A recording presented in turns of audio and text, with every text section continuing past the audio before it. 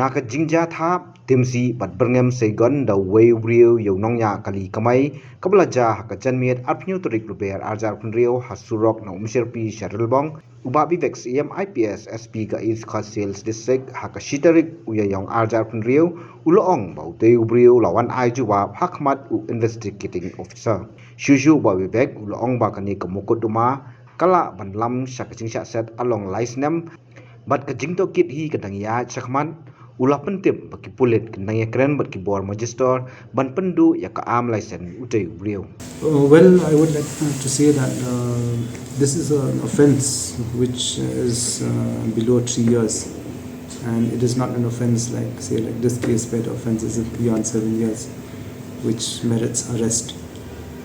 That is a case which is below 3 years.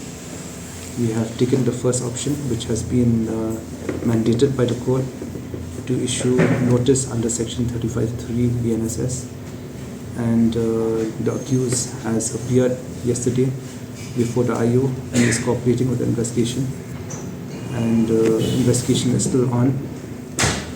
We will take further steps. He has a licensed weapon which we shall take up with the district magistrate for cancellation of the license. We will also charge sheet the case early. He can use it, but yes, on that day the licensed weapon was not there as per his statement, but we will take up with the district magistrate for cancellation of the license. So he was threatening that he will shoot? That was the threat, yes.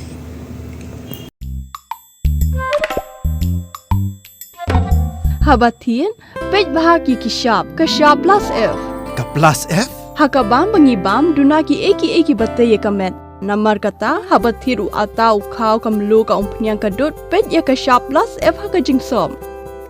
Yaki nutrient kumki vitamin bat ka iron la icon diat bat ka bathau bha kam kta I ka dur jingki mar bam ka jing mat lani ka rukom shed yaki. Balehi banai kita. Kadon ka we ka jing mentoy ba kongsan. Ka kot ka kia.